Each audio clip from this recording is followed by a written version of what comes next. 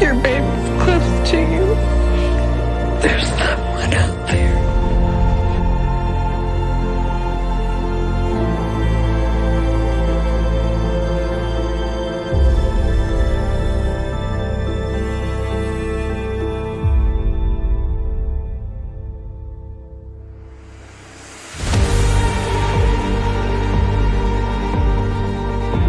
What's up, Mob Crew? I'm Chris, and today's missing person case is Dawn. Also, today's person of interest is Olivia. Today's missing person case is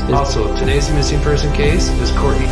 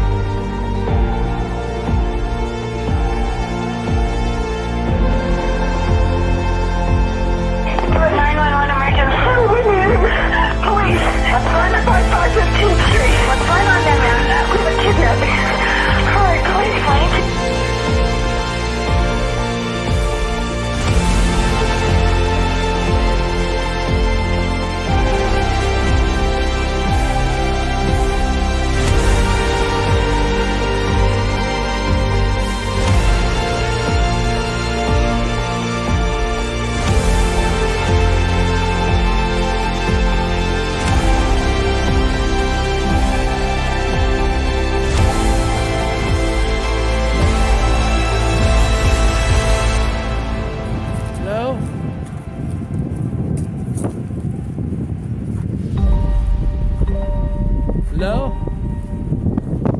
Oh, nothing more creepier than a freaking shaft. No?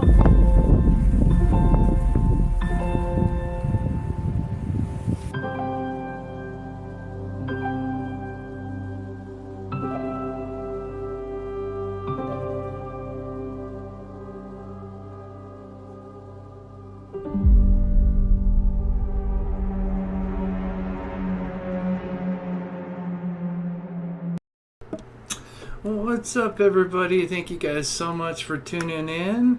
If you can hear me all right, please put a 1 in the chat if you could, please.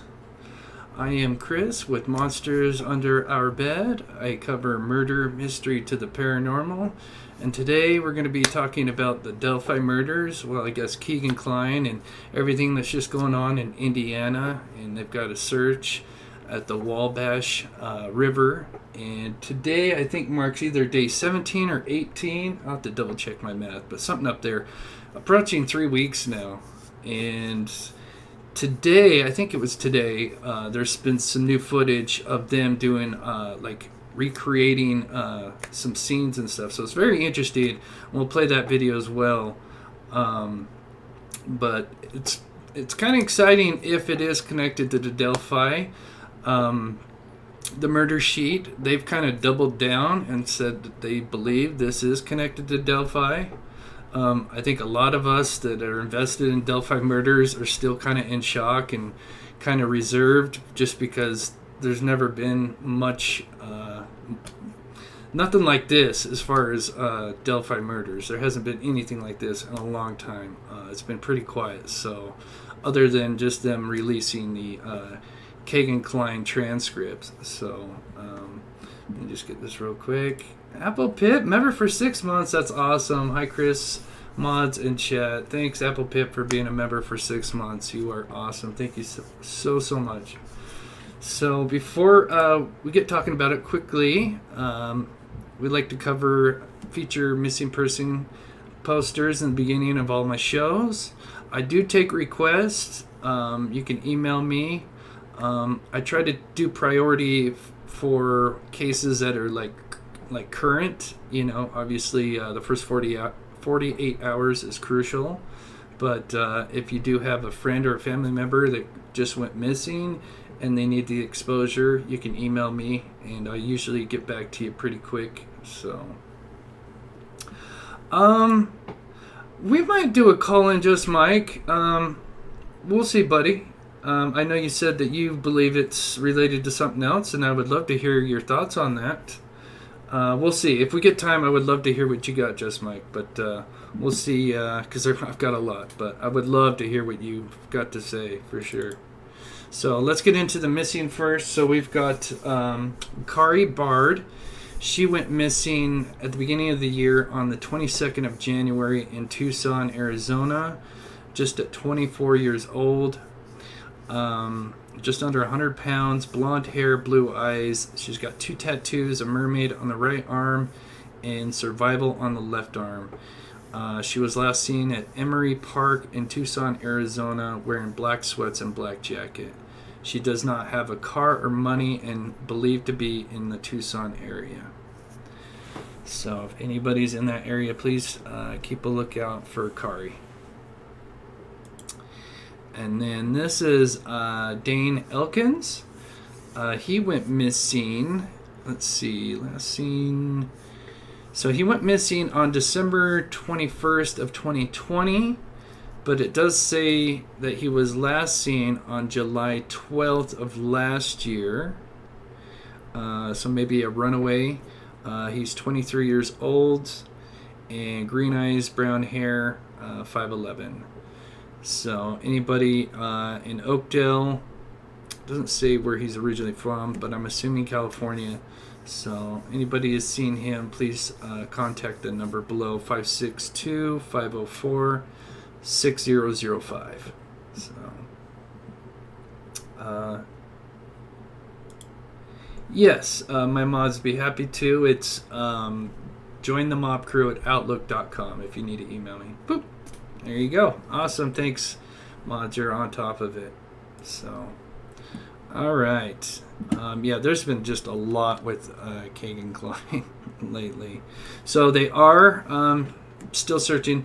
So I think most of you guys are probably familiar with the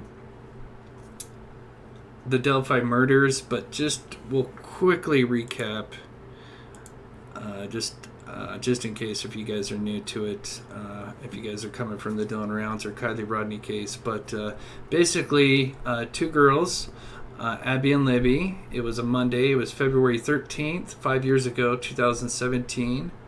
They didn't have school that day. It was kind of like a makeup day. So last minute, they decided they wanted to go to this Monon High Bridge. It is kind of a popular hangout for teens. And there's basically a trail that leads to this very dangerous bridge.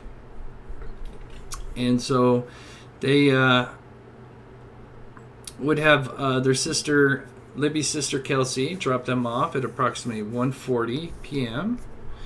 And they continued down what's called the 501 Trail. Then they approached the bridge here, the Monon High Bridge as they call it. Libby did have her cell phone with her, and she was taking Snapchats. She took a picture approaching Platform 2, looking the direction they're walking.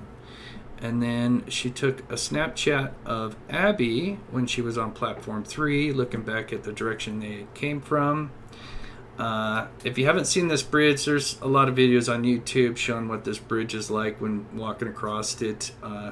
It takes an average about 5 to 6 minutes to cross it, going at a steady pace. It is very dangerous. It's railroad ties. Some of them are missing. And so I believe that they were kind of going across it very slowly. But this picture was taken at 2:07. They were supposed to be picked up within about an hour by Kelsi's father, Derek German. But unfortunately, when he showed up, the girls were not there at the pickup spot. So he went down the trail looking for him. He ran into the flannel shirt guy, and he said he hadn't seen anybody. And so Derek wandered around on the other trail, and then unfortunately he could not find the girls. And so they ended up calling ISP. They did a search that night. They couldn't find the girls that night. They called off the search very late at night, and then restarted the search the next day, which was Valentine's Day. And they found the girls around, I think, 11 or noon, somewhere in there, the very next day on Valentine's Day. Sadly, the girls would be found across the creek here, brutally murdered. And then we would learn months later that Libby was smart enough to pull out her phone. I guess when they reached the end of the bridge, there was this guy approaching them, and so she started recording. Apparently this video that you're seeing, this is just a 1 second clip. It's just on a loop, but apparently this is 43 seconds. And anyway, this man approached them at 2:13, and he is believed to be the killer or the main suspect in this case. So then we kind of fast forward, and then we've got, pull this down here, we've got this guy, Kegan Kline, who would be, his house would be raided a few weeks later, and because he had Instagram and Snapchat account that was the Anthony Shots account, which was like a catfishing account. And it was, we learned in the transcripts that Anthony Shots, this account, was actually in contact with Libby's friend, and then also talked to Libby apparently the day of, just before they were murdered. So then we fast forward. They hadn't really caught anybody. There's been not really any main persons of interest the last 5 years. And then earlier this year, the murder sheet got a hold of the transcripts from Kegan Kline, and we learned that he's into some very disturbing stuff, obviously child related. And so he is now facing up to 30 charges of CSAM, and his court date has been pushed back so many times. It was supposed to be at the beginning of this year, then they kept pushing it back, and now it's all the way, it's not going to be until, I believe, January now. And anyway, the murder sheet did release something, I think last week or 2 weeks ago, saying that they believe that Kegan Kline is from an anonymous source that they got, saying that Kegan is now cooperating. And since then, they have been searching this river. And so this river, let's take a look at where his residence was and where the river's at. So his residence is approximately right here, and where they're searching is the Wabash River right here, which is the Nickel Plate Bridge. They've been searching that since, I believe, I think it's the 16th or the 17th of August. So it's almost been 3 weeks. They've been searching this almost daily. I think there's like 1 or 2 days they hadn't searched, took a day off or something, but they've been searching with metal detectors, you name it. And so the murder sheet was on Court TV, so we're going to play this, and this is where they've this came out last night, and this is where they've kind of doubled down and saying that this is related. And then there's footage, a guy was there, I believe today, it was either today or yesterday, and he was on the bridge, and it shows these guys that like kind of, it's a recreation unit, where I guess maybe they were trying to recreate throwing things off the bridge and seeing where it'd land, I'm assuming. But we'll play that here in just a minute. But we'll play just a little bit of the Court TV interview that they had. On Monday, February 13th, 2017, at approximately 1 o'clock p.m., 13-year-old Abby Williams and 14-year-old Libby German were dropped off near an abandoned rail bridge in Delphi, Indiana. The two young teenagers were going to just walk around and hang out. They were scheduled to be picked up at 3:15 by Libby's father, but they never showed up. The family began to search and then called police. At approximately 12:15 p.m. on the next day, February 14th, the bodies of the two girls were found in a wooded area near the Delphi Historic Trail, approximately 1/2 mile upstream from the bridge. During the course of the investigation, police released this short video of the suspect recorded on Libby's phone. That man has never been identified, and no one has ever been charged with the murders. But tonight, a potential big development in the investigation. Reports of a search in a nearby river. What are they looking for, and how is this connected to the case? Will the murders of Abby and Libby ever be solved? I'm Vinny Politan. Thank you. Okay, so I'm going to skip this forward because this is 30 minutes. We're not going to watch the whole thing. But I'm going to skip it to 7 minutes. I don't know. Deanna, host of the Murder Sheet podcast. This is the podcast. You don't have to do it right now, but after the show, you're downloading it, okay? Download it and listen to it. We've got Anya Kane and Kevin Greenlee, the hosts who are with us. Anya, Kevin, great to see you again. Thanks so much for joining us. Should I be confused? Yeah, great question. And thanks so much for having us, Vinny.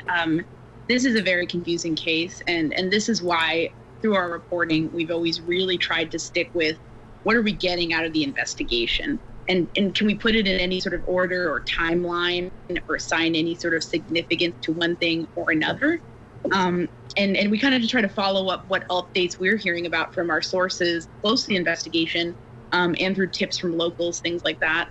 But it can be pretty hard to keep track of at some point. But this water search going on, I think, is just an indication of there is so much that we don't know, but there are certain things that are sort of coming to light, and they may be something that we can discuss or perhaps make some educated guesses around. Okay, let's talk about the water search. What have you learned about this water search? Like, what did you observe anything? Did you go down there and see them doing it? Because I think you're the ones that took the pictures, right? Yes, we went down there and saw them conducting this water search. It's important to note that we can get a couple of glimpses and ideas of what may be going on here through some court filings. Kegan Kline's defense attorney filed a motion with court asking the Kegan Kline's pretrial conference be delayed. And he said the reason for that is because negotiations are on. So I just want to say, Wife Love, I appreciate, you don't like Murder Sheet, and that's okay. There's a lot of people that don't like Murder Sheet. As long as you're just respectful, and vice versa, the people that like Murder Sheet don't, I think we're all here together because we want justice for Abby and Libby. So I think it's, here they're doubling down on this scenario here. So either this is going to be like career ending if they are, making this up. That's why I think it's a little interesting for them to, start going on these, big channels here and basically, like I said, doubling down and saying they believe, they've got these anonymous sources. I guess time will tell, but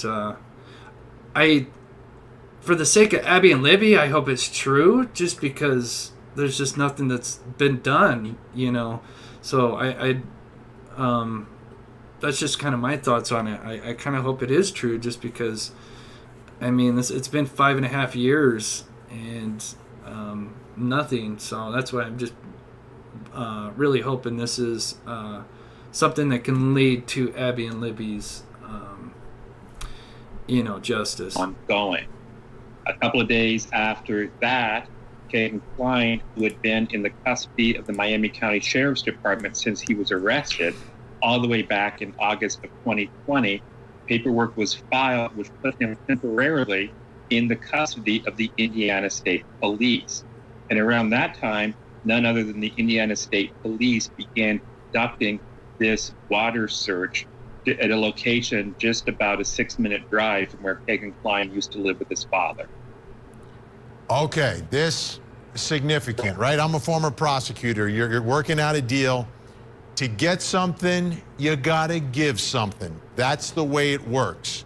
So let's put a little perspective first on Kegan Kline, okay? This was the guy who was connected to this relatively recent development, the Anthony Schatz profile, where he's interacting with young girls. So he's connected to that profile. He used a picture of this guy who has nothing to do with this, ladies and gentlemen, absolutely nothing. His picture was used for obvious reasons, right? So what connection does Kegan Kline have to Abby and Libby?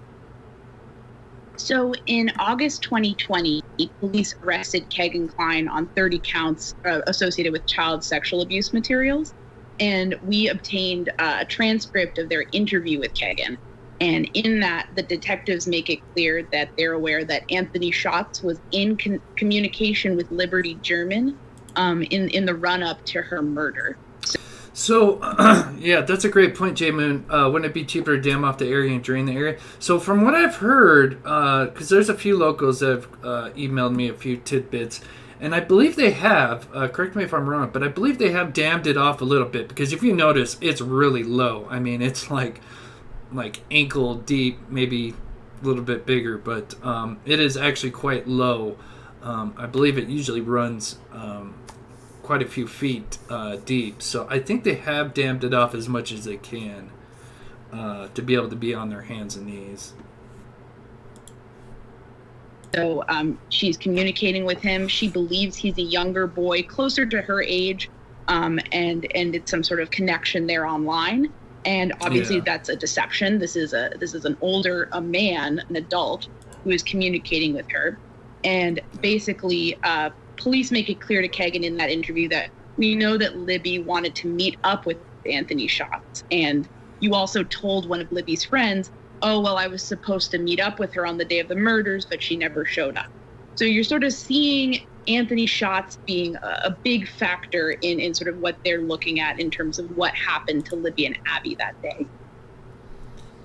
That's a big connection, right? And this case, there's, every time we go down one road, I'm like, okay, we're getting there, and then I back it up a little bit and say, but this other road looks like has some potential as well, which makes it confusing.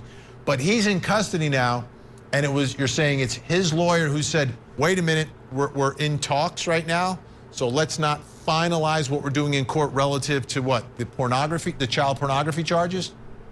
Yes, that's correct. Okay, so is there anyone else in his circle? Because here's what I'm thinking. You have information. Sometimes the information is about yourself.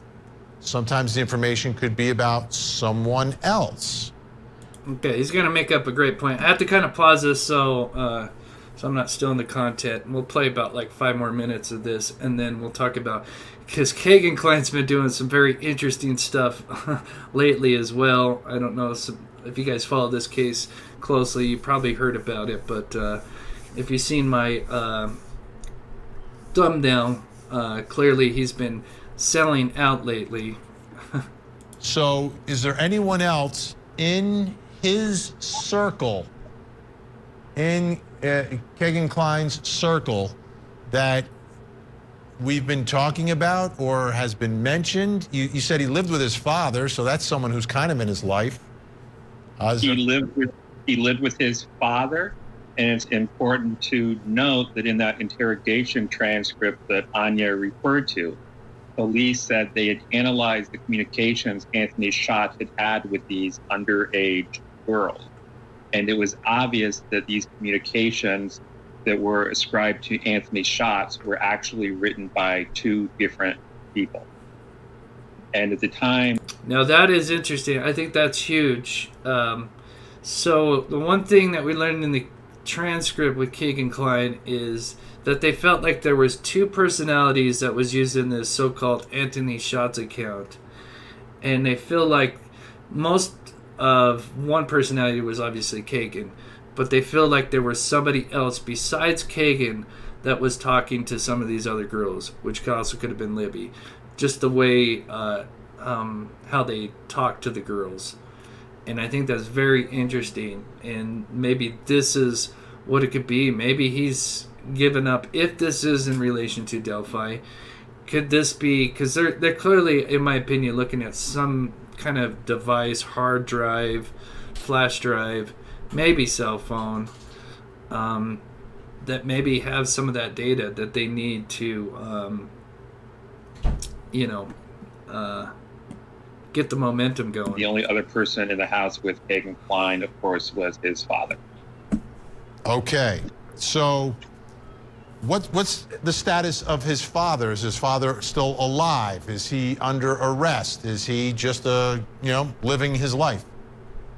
His father has not been charged with anything, is not under arrest, and has not been named as any sort of suspect in this. And he's still a free man, still alive, as far as you know.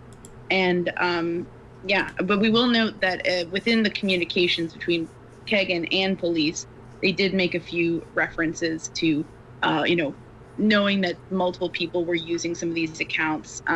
In some of the child sexual abuse materials related communications that were connected to Kegan's devices, whoever was writing those actually references, his father at some point in some of those very lewd communications.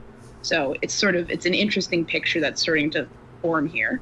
Is there, and again, you don't have to name names if someone's not a suspect. I always stay away from doing that, pointing it. But is there anyone else in Klein's circle, like maybe a friend or, sometimes people who are into child pornography hang out with other people who are into child pornography, share images and other things, which may, maybe they share accounts. I don't know. Is there any indication that there may be someone that we don't necessarily know or may kind of be on the radar but hasn't been directly implicated or questioned or really part of the public knowledge at this point?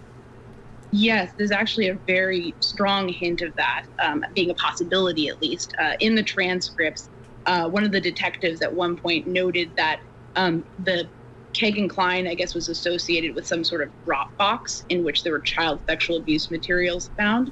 And the detective basically described that drop box as having launched a massive child sexual abuse materials investigation, one of the largest in Indiana history. So that certainly indicates that they were maybe using some of these confiscated devices to look into other people who were engaging in this activity online. Yeah, that's interesting. Very interesting. I'll play just a little bit more of that, but I think it comes down to four things. And then if we get time, we'll see if we can see what Just Mike has to say. Because when this first came out, I was trying to do some research because I think a lot of us are still in shock just because there's never been anything like this as far as possible relationship to Delphi where there's actually like searching going on. And so I think there's probably four main possibilities. And the first one would be has nothing to do with Kegan Kline or Delphi. During my research, there has been nothing except a body found on August 16th, but that was over 70 miles away in Knox County, I believe. I hope I said that right. I think it's Knox County. And then there was another one in like April. And that was like 200 miles away. But that was the only two that I could find as far as like bodies in the river. Because, I was like, maybe there is just something else and we're just overlooking it. So I'm curious to see what Just Mike has to say. But as far as like the bodies, they were found, although in the Wabash River, it's miles and miles away. So the second one would be has to do something with Kegan's CSAM case. They have Kegan nailed to the wall on his charges and more or less confession on tape. When they had his transcript, he basically, kind of spilt the beans. So I don't think law enforcement's going to cut a deal for what he's facing, in my opinion. Seems kind of outlandish for them to kind of go to this extreme length. And then we've got the third one, which is hopefully the one that this has to do with the Delphi murders. They've spent over 2 weeks and tons of manpower and equipment searching the Wabash River. What's up, Tom? Man? Hello, Mob Crew. Hope everyone is having a beautiful weekend. So many people that I can't rule out on this case. Something gives me a feeling that TK was nothing more than a getaway driver, possibly. Thank you so much for the $10, Tom. You are awesome. And then, yeah, here's just to show that, you know, this is 6 minutes. I think, you know, there's a lot of coincidences. You know, it's only 6 minutes from his residence at the time that when he was living in 2017, where they did the raid at. And then I guess the fourth one is Kegan is lying and stalling this case. Kegan is a known pathological liar, which scares me a little bit. We've learned that obviously in the transcripts he is. And then obviously with the interview with the stepbrother and stepsister, mainly the stepbrother Bart though says that he was just a very bad liar.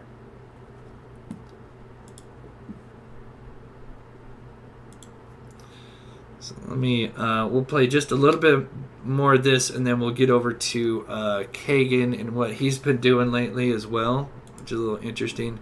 But they bring on a panel here, and I'm just going to skip to this one part because they make it very interesting. Okay, let's get back to the search, and I want to put a map up on the screen. So, okay, I'm going to skip this because they bring on a pretty cool panel here. Jason Jensen, great to see everyone. So I like this guy, Jason Jensen, PI. He was kind of the PI for the newlywed couple that was here in Moab, Utah. A very great guy.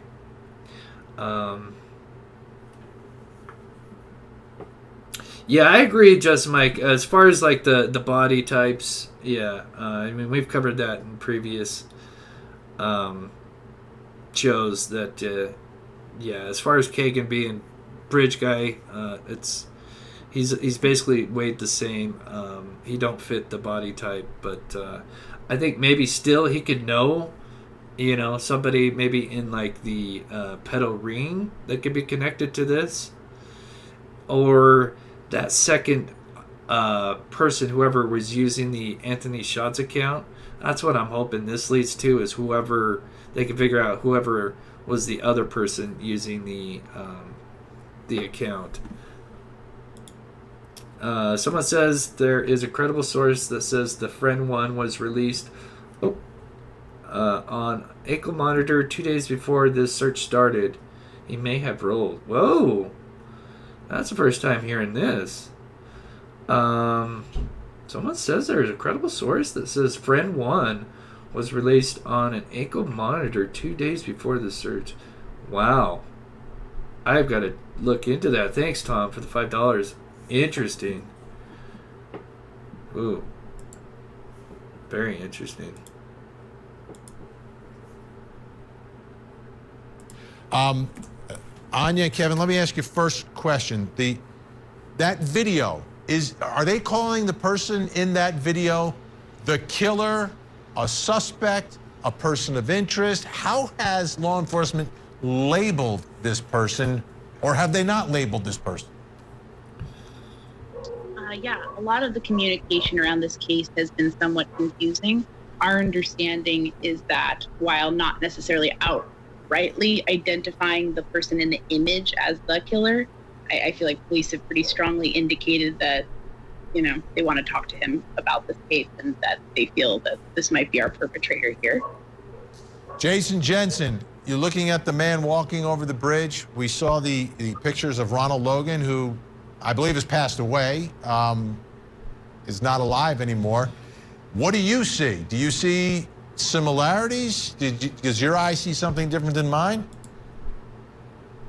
Benny, this is a very confusing case because I just want to answer that. And correct me, chat.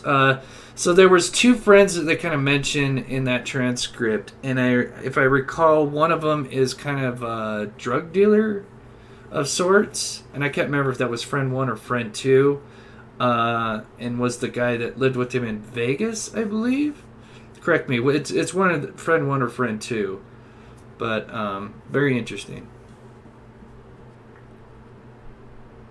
usually I give law enforcement the benefit of the doubt, and in this case, I am completely perplexed why Kegan Kline seems to be the primary suspect, because everything points to this guy, the bridge guy is what they call him, as being the perpetrator, because it's a Snapchat video that Libby took the very moment she was led from the bridge down the hill. That's what the perpetrator says, down the hill. And that down the hill happens to be the property of Ronald Logan. So when you see Ronald Logan 2 days later being interviewed, he's wearing the exact same jacket and the same camo hat. How could you not follow the evidence that would lead you to Ronald Logan being the primary suspect here? I'm as confused as you are. Bobby Chacon, let me ask you. Now, I don't think he thinks it's Ron Logan. I think he's just pointing out that it is odd that this guy, it's almost like this guy. Okay, friend 2 was a Vegas friend. Okay, it's been a while. Okay, it was the other one. All right. Thank you for correcting that. Thanks, Tom, man. Please do. He's a good source for info on this case. That should be public record. Awesome. Thank you so much, Tom. You're awesome, buddy. Interesting. Yeah, Ron. I think just Ron is just a guy that was just in a bad spot. About what's happening now, as Anya and Kevin took the pictures, there's a search taking place. It's 40 miles away, up in a different town, and they're doing the search in the river. What do you think they're looking for, and what do these images tell you? With everything you know about this case and the fact that they are very close to Kegan Kline's home, where he lived at the time of all of this. Yeah, well, because they're close to Kline's home and they're under a bridge, I think they're looking for something that was probably tossed off the bridge. Yeah. I think they're probably because... Yeah, Ron was tall. He's as tall as me. I'm 6'3", and yeah, there's no way. Yeah, Ron's Patsy. Yeah, unfortunately, he just... I don't even think maybe the killer wanted the bodies to end up on that side. I think the girls ran, and they just ended up on his property. And unfortunately, that probably was one of the worst things, because I think that just, you know, the killer kind of looked like what Ron Logan dressed like, so it just, I think they were, in the early investigation, they were too focused on Ron, and unfortunately probably missed some opportunities in the beginning. Kline's crimes so far have been kind of internet-based, computer-based crimes. They could be looking for hard drives, thumb drives. They could be looking for something like that was tossed off that bridge. People do, you know, I ran the FBI dive team for 19 years, and people do have a desire to drive across a bridge where they think they're right in the middle of the bridge, which is often not the place to do it. They toss whatever they're wanting to get rid of over the bridge into the water. So that picture right there, that gentleman has a metal detector in his hand. He's using it to obviously to find something made of metal. It could be a computer hard drive. They're on their hands and knees because the water, they have those buckets.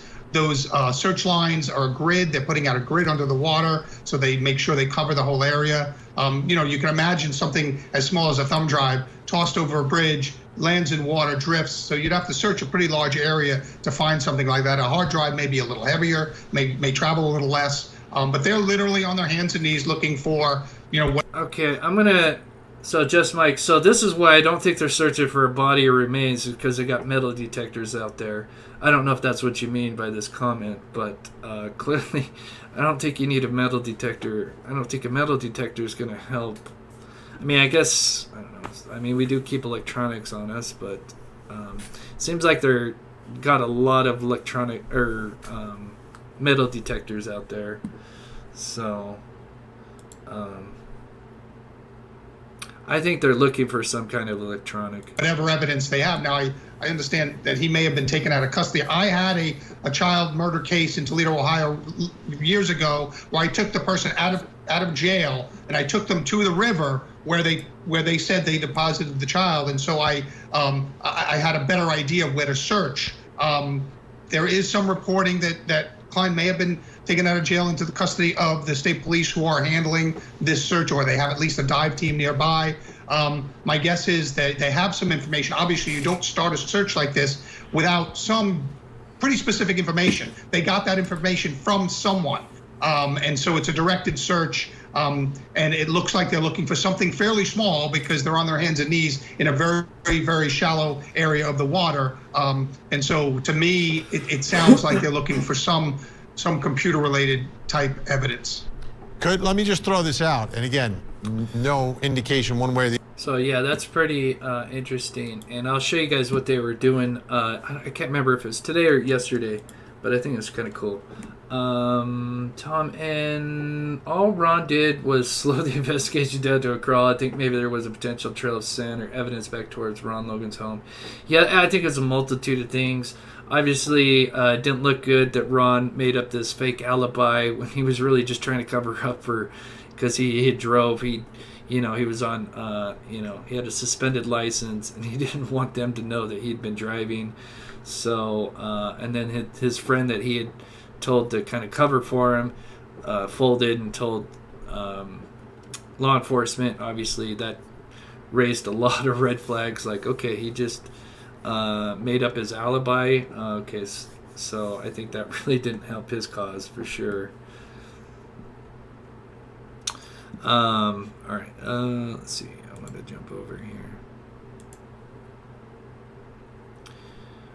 So I'm just going to play a little bit of this. Shout out to, this is from Famously Unfamous. He's a local that's been out there. I did get a chance to ask him. I'm just going to play just a little bit because I didn't get to ask him if I could play the footage. But we're just going to play just a little bit here. So you can see Crash Reconstruction Team here. And they basically just got this equipment set up. They eventually will put out a drone as well and kind of fly it over the bridge. And so this, okay, so it says this was taken yesterday. But pretty interesting. From what I understand is they've kind of started on one side of the bridge and they've kind of made it to the other side. I've seen someone say like 10 feet or more. But, oh, thank you so much, Kaylee, for becoming a member. As a matter of fact, I just put something out for the members today. I've been busy today. But thank you so much. You're awesome. Yeah, so there's, because that's what they thought in the beginning too, is just like a training exercise. But there were some people that in Reddit saying that, they've been in training exercises and they don't do these kind of training exercises for 3 weeks. At least that's what they said. I am obviously no expert. I don't know, but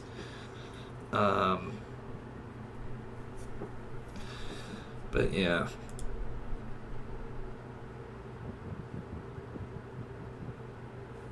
So yeah, it says Crash Reconstruction Team. But obviously there's no car crash that happened off this bridge. I did as much research, not saying I could have missed something, but I didn't see anything where there was any car going off a bridge. I think we would have seen it. So right now he's calibrating his drone.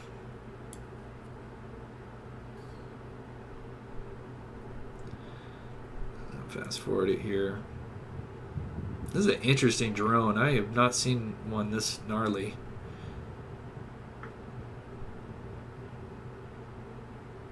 But you still have the people down at the bottom, obviously searching with their buckets and stuff. But this guy ends up releasing his drone. I'm assuming what they're probably doing, just because now that I've got a little bit of experience using the drone, so they have that app, and let me just quickly get this real quick and then I'll talk about it. It's possible they pulled KK out of jail to interrogate him on what Fred and what possibly told him. I think they told KK they know what happened in Hope. know what happened in Hope.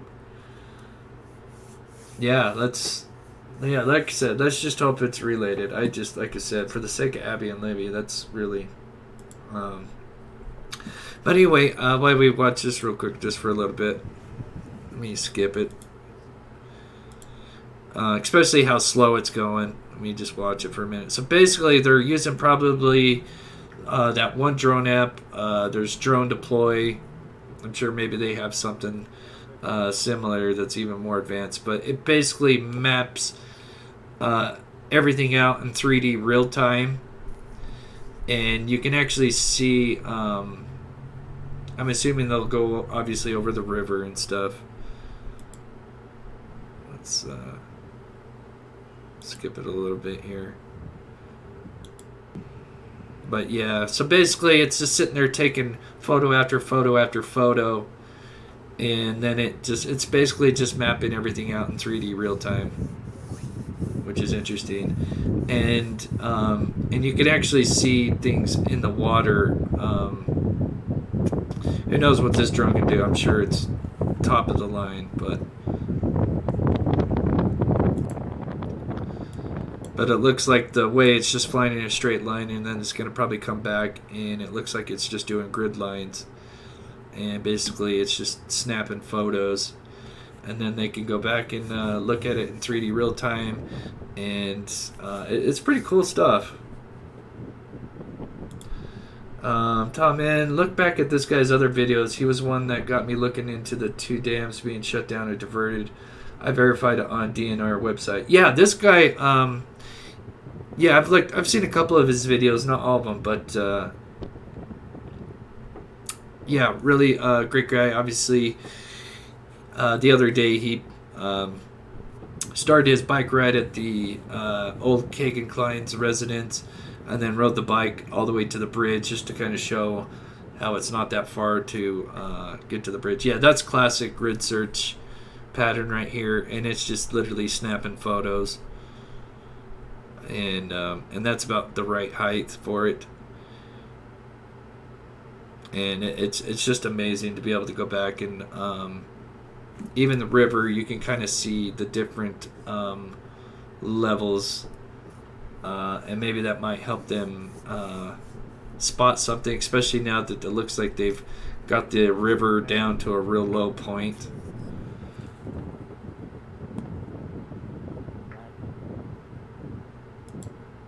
Yeah, oh yeah, Dana from Alaska, you know those hide a key fake rocks. That thumb drive could fit in one of those, be tossed over, and looks just like another rock in the water. Yeah, for sure.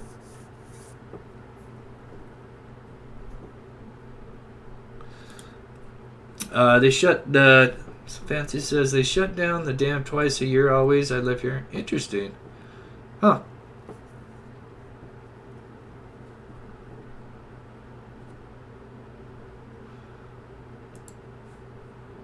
So anyway, but yeah, so that's I've got the link to his channel if you want to see, because he's got quite a few videos.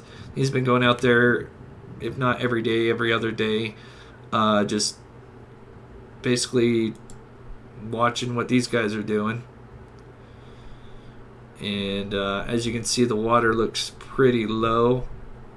I'm assuming much lower than it probably, since it's dammed off. So I'm going to close that.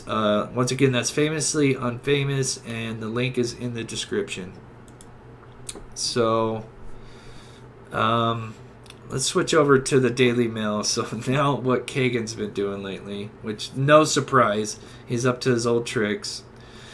So, of course, he's in custody on CSAM charges. It says Miami, Florida. Well, no, that's not right. But anyway, wrong Miami. Klein was living 40 miles from where the girls were murdered.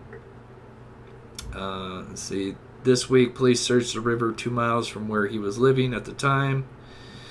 And Klein whined to the podcast, The Murder Sheet, that he was hungry in jail and was having a hard time. So basically, what Kegan has been doing lately is now, I guess there is this new way to talk to inmates, which is chirping. I still haven't had a chance to really look into it, but I guess it's like a text messaging thing. And anyway, you pay some money, and I guess it's pretty expensive. Like they said, they put $15. The murder sheet did kind of talk to Kegan, and they only got to exchange a few messages back and forth. So sounds pretty pricey. Excuse me. So anyway, the murder sheet reached out to Kegan to see, to kind of get his side of things. And at first he was saying that, I hate you guys. And then he came back and said, well, I'll do an interview, but you got to pay me. And they said, no, we don't pay sources for interviews. And then he kind of turned back, and then they said, well, we'll love to clarify anything that we got wrong. And he said, yeah, I'll do that, but I want $400 first. So, and then on top of that, apparently he's been communicating with women, and in exchange for whatever interviews, he's been asking them for favors. So yeah, he's just a piece of POS. So apparently he says that Barbara Walters, I think it's Barbara Walters from HLN Down the Hill podcast, he said that they were supposed to pay him $500, but he never saw that $500. There have been people that have been getting his number, the chirp number or whatever, and been having some conversations. Actually, I know a YouTube channel that I'm pretty close with. Apparently, they've been talking with Kegan as well. I don't think if he is doing a deal, I don't think he could be able to talk about it. I'm assuming let's just say that this was real, I don't think he'd be able to talk about it because that could hurt. I'm sure that'd be off the table for him if it was a deal. Chirp some lies, laugh out loud. I'll pay him for an interview for your channel exclusive, laugh out loud. Thanks, Tom, man. $5. Thanks so much, buddy. Yeah, I doubt I'd get anything honest. I mean, he is a pathical, he's just a bad liar. I don't know how much truth we'd actually get out of him. So, Barbara McDonald. I said Barbara Walters, didn't I? I did. Barbara McDonald. Yeah, my bad. Love Barbara Walters, though. So, what was the other thing I was going to go over here? Let's see. So yeah, this just talks about what I just talked about. Basically, he's apparently hungry. People that have talked to him, I guess somebody did have like a face-to-face, chat with him. Not face-to-face, but like a Zoom or something over the phone. And they said that his hairline's receding. We've seen some screenshots of this so-called interview. Apparently, the word is he's gained about 100 pounds. I mean, I'm not here to attack his weight, but for him to say that he's hungry sounds like that might be an overstatement. So, I don't know. Sounds like typical Kegan, just, trying to exploit people. Even behind bars. So we'll close that out.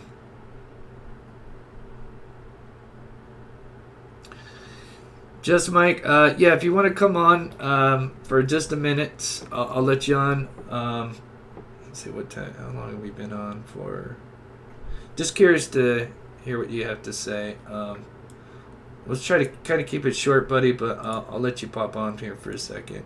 I'm just kind of curious because I like to look at all. As that, I'm still in shock that this would be connected to Delphi, but I mean, you have the murder sheet, love him or hate him. It sounds like they've doubled down on this so-called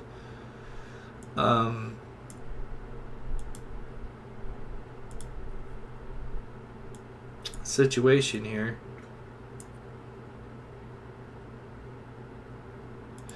Oh, Steve, the time spent in river by law enforcement speaks volumes of the importance and need to recover.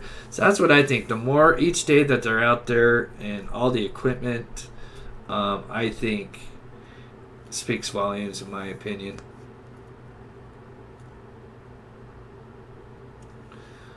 Oh, if the number's up, just Mike, if you want to call, buddy, you can. If not, no worries. I just, like I said, I like to get all points. Okay, he's going to call in. All right, I'm just curious to hear what Just Mike's got to say. Because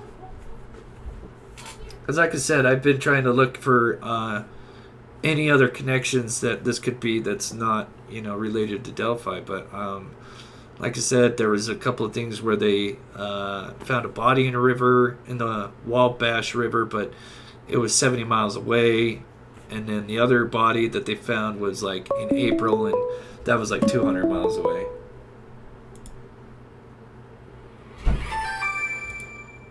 Call from Just Mike. To accept, press 1. To send a voicemail, press 2. Hey, Just Mike, how you doing, buddy? What's up, MOB?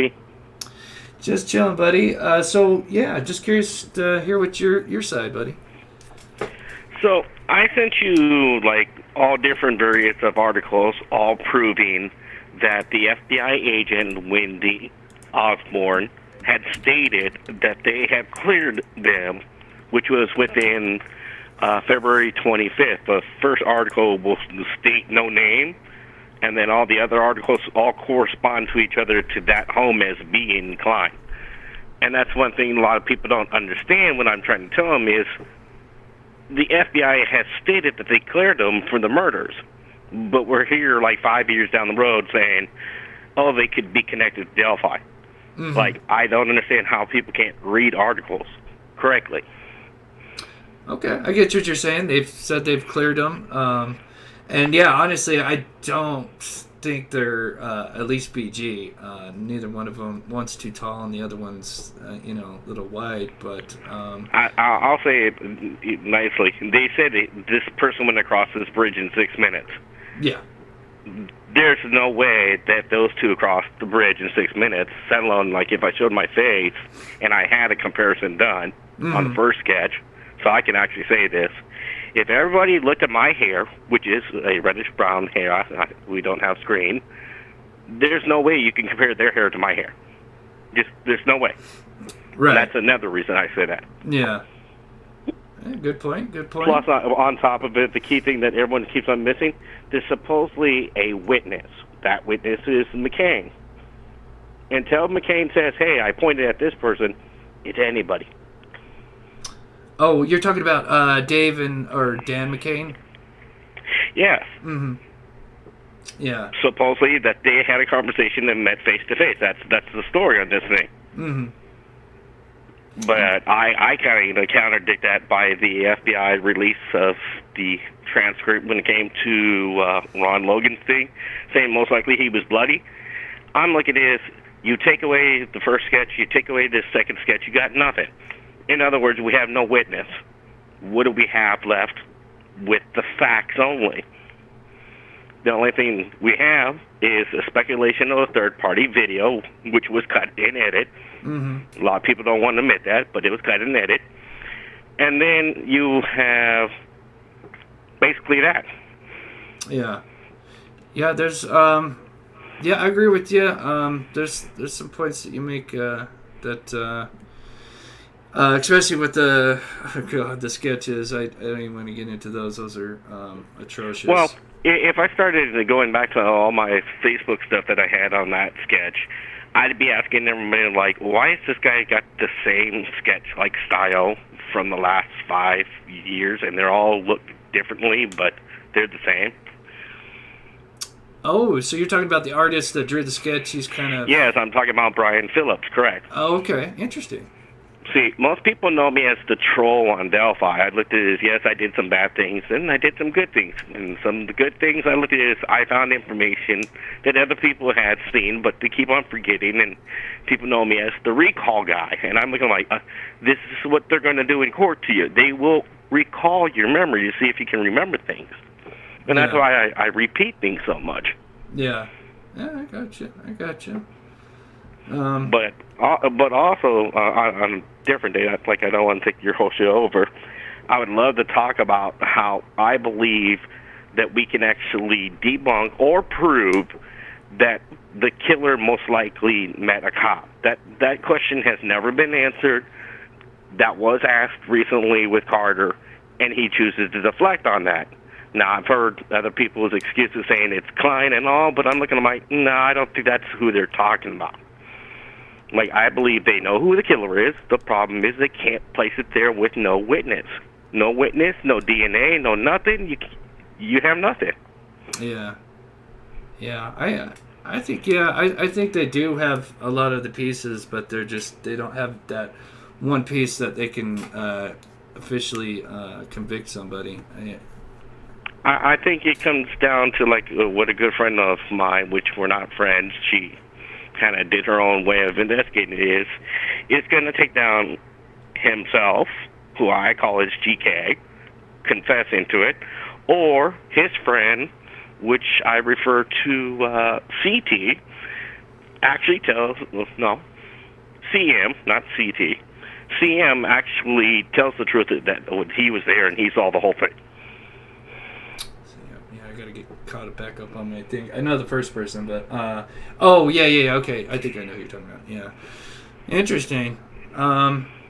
Yeah, but like I said, that's my theory. That's not based on my thing. That's based on what I've been told of the truth.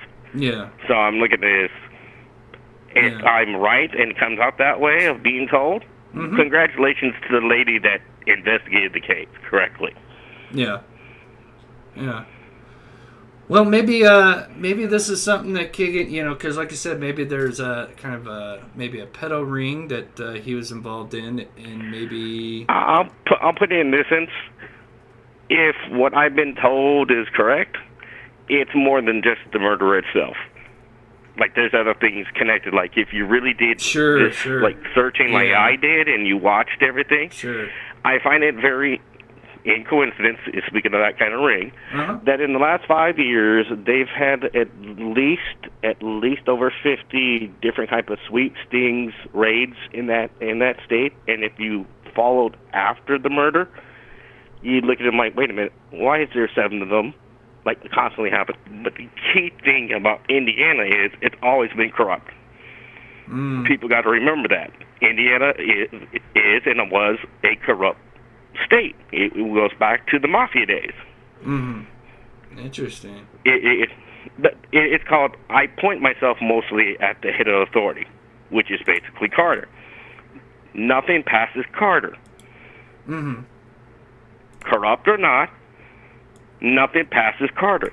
So I'm looking at it, fine, you're going to retire? I hope the new person that comes in finally does the right thing.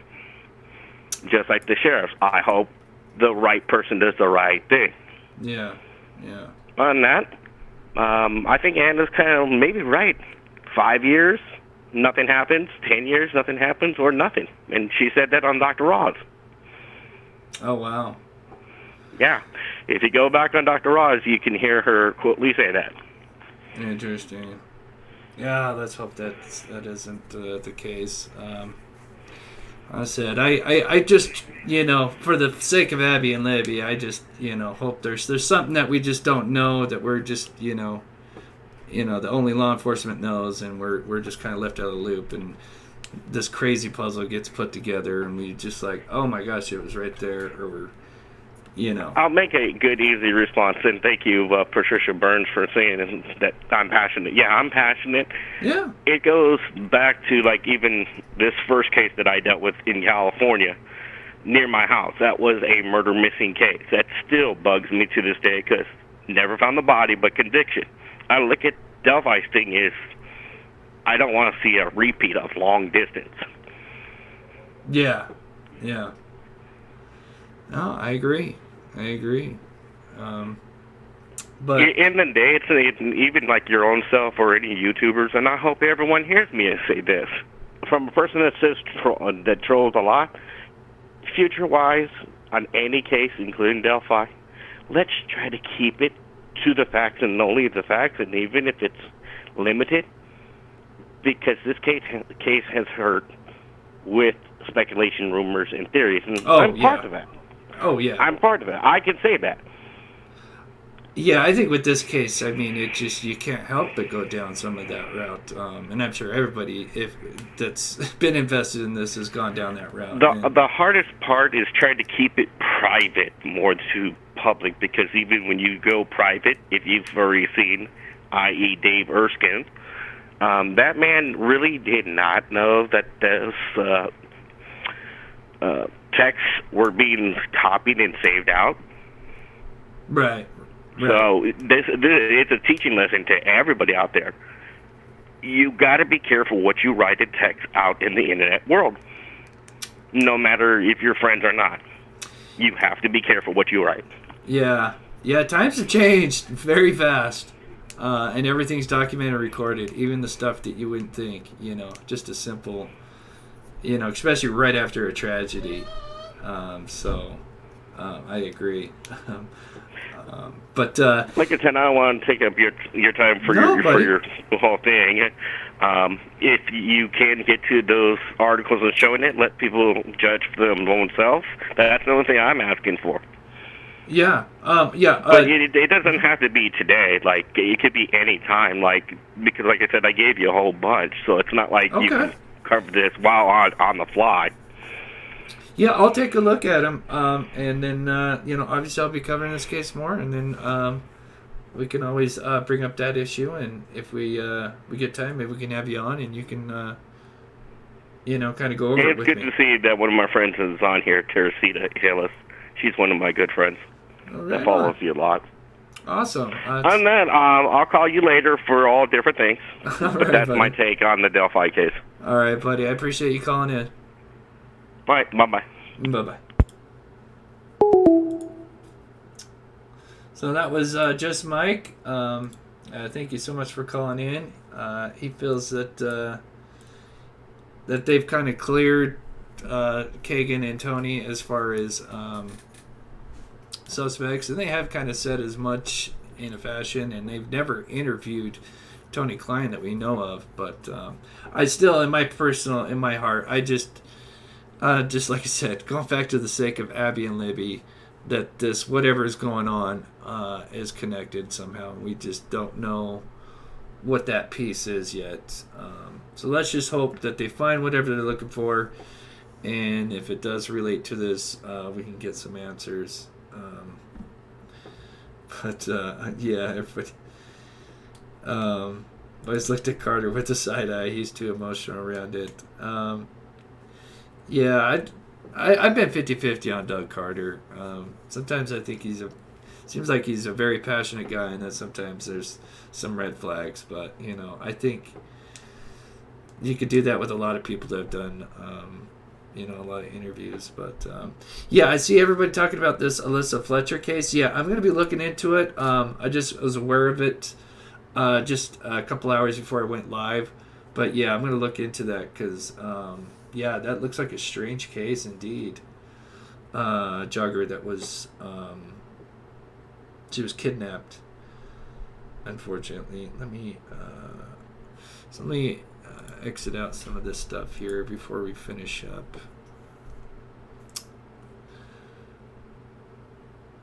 So one thing I will say, for those who might be newer, I think most of you guys know this case, but what this killer definitely knew this bridge, knows the area, knew that this is basically like a dead end. This is where the girls would have walked to and when they were approached, because the rest of this is like trespassing. So you have this trail, you actually have two main trails, 501, 505. But really what most people would do is you'd walk the 501 trail, and if you had the cojones, you would walk across this bridge. And then when you get to the end, you would really then just turn around because it's private property all along up here and stuff. And so the killer clearly knew that. I think that's why he waited for him to probably get halfway, and then he started hoofing it across this bridge. And then clearly he had to chase them across this Deer Creek River. I think the girls tried to make a run for it. And these banks are easily like 4 to 5 feet tall, almost like sheer. There's a few sections that are kind of got a smaller slope or an embankment, but whoever was chasing these girls had to have been at least pretty fit to manage 2 girls, you know. So let me close that. And also, as you guys know, I always love to do different experiments, and so tonight, probably tomorrow, and of course drone rounds, I'm just waiting for my drone footage to come back. I sent that over to search and rescue. They're checking it out right now. They'll usually run their filters through the footage, and then if they catch anything, they'll send me like basically like a list of all the pictures that of objects that might look out of place. So it's pretty cool, and we'll kind of look at that. Hopefully we can do that maybe tomorrow or Monday. But relating back to the other case, the Kylie Rodney case. So I was at the store because I had to get some groceries, but I'm gonna try to do reenactment. Now it might be a complete failure, I don't know, but basically I got a toy truck, and I've got a figure, and I'm gonna do something with this figure, but I'm gonna make it so it's the same size as like Kylie versus the vehicle. And I've got this clear big tank that we're gonna fill up with water, and I'm basically gonna flip it upside down. Actually, I've got weights for it to actually do the normal front flip. And basically, I want to see with something that's floating that's the same shape as Kylie versus this size of this vehicle here. And I'm going to put the same windows up as the ones that were the same as Kylie's. So we would have one window out, one halfway down, the other one's intact. And I just want to see, by running different water currents, to see if I can get the body to, you know, float all the way to the back, or is it just going to stay in the driver's side. So I'm going to be doing that tonight and tomorrow morning, and I'm not sure how long it'll take, but maybe we'll have the results for that tomorrow, if it does work out. I mean, but I thought it'd be interesting just to see if I can recreate something along that lines. So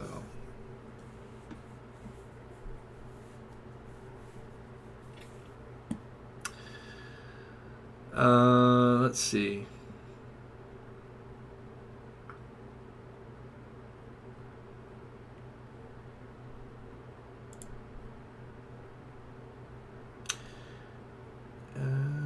Just reading the comments here.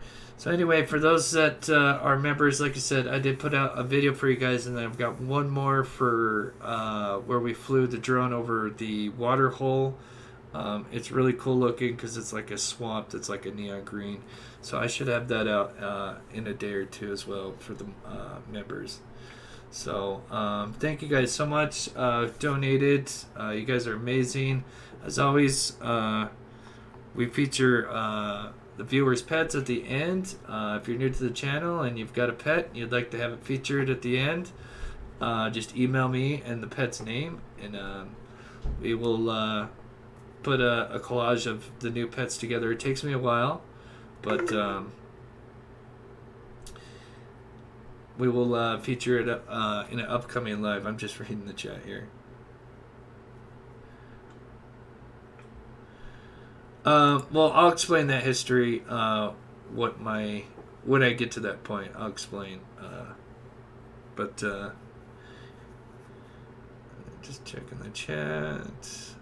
So anyway, thank you, mods. You guys are awesome for all the work you guys. I thank you guys being so respectful in the chat. And I know not everybody agrees on this case, especially with looks like what happened to the girls and who's involved. We all have our right to an opinion. We should just respect other people's opinions as well, and have that we're all here for Abby and Libby and just want the best, and to have that solved. So anyway, I love you guys. Have a wonderful weekend. For those that are here in the States, happy Labor Day weekend. I love you guys, and stay safe out there. And we will see. I may go live tomorrow if I have the results of that little test. If not, we'll see you guys on Monday.